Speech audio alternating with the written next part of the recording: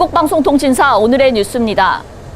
경기도 양평에 있는 중증장애인 시설 사회복지법인 은혜재단에 수용돼 있던 20대 중증장애인이 사망하는 사건이 발생, 경찰이 수사에 나섰습니다. 양평경찰서에 따르면 지난 12일 오전 10시쯤 경기도 양평군 양평읍 대흥로 106-13에 있는 중증장애인 시설인 사회복지법인 은혜의 집 3층에 수용돼 있던 최보미 양이 Y병원에서 진료를 받던 중 사망하는 사고가 발생, 자세한 사인을 조사하고 있습니다. 병원 관계자들에 따르면 숨진 최 양은 2개월 전인 지난 5월 13일 질식된 상태의 병원에 실려와 응급 소생시술을 한 뒤 병원에서 치료를 받던 중 이날 숨졌다는 것입니다. 양평 은혜재단 직원입니다. 이 부분은 예민한 부분인데 제 생각으로는 관리 소홀로 인한 인재 사고가 아닌가 생각이 듭니다. 이유는 중증장애인을 한 방에 서게 하면 누군가 사고가 나면은 주위 관리자들에게 알려줘야 하는데 이번 경우에는 중증장애인들이 한 방을 쓰면서 사고 시 전달할 수 없는 시스템이라고 생각이 듭니다.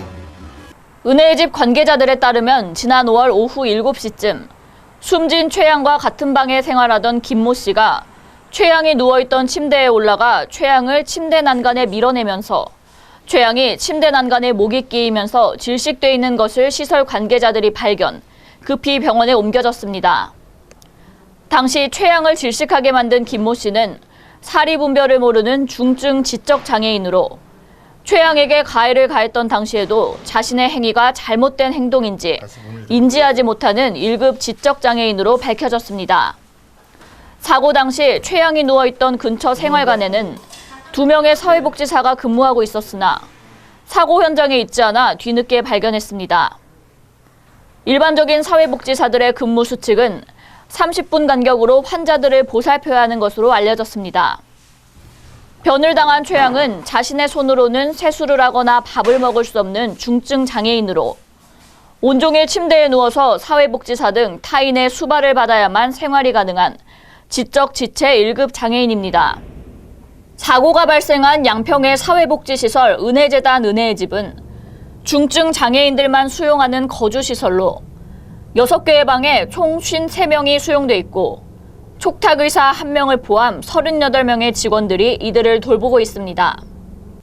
최보미 씨가 어제 돌아가시고 나서 빈소도 병원에서 돌아가셨음에도 불구하고 병원 장례식장이 아니라 시설에 있는 자원봉사실에다가 빈소를 차려서 거기에서 지금 조문을 받고 있는 형편이라서 이와 관련 은혜의 집 일부 관계자들은 억울하게 사망한 보미 양은 22살의 어린 나이로 피어보지도 못하고 유명을 달리한 것은 은혜재단 측의 관리 소홀 등 과실이 크다며 장애인 거주시설에 근무 경험이 미숙한 시설장을 승인한 양평군이나 사회복지사 등 시설자 관리자들의 안전의무 소홀도 문제가 크다고 주장하며 엄정한 조사를 요구하고 있습니다. 이들은 또 은혜원 측이 일일장으로 급히 장례를 치르려는 것과 사체는 병원에 있는데 빈소는 은혜원에 차려놓고 급히 장례를 치르려는 것은 사건을 은폐하려는 의도가 아니냐며 의구심을 제기하고 있어 문제가 되고 있습니다.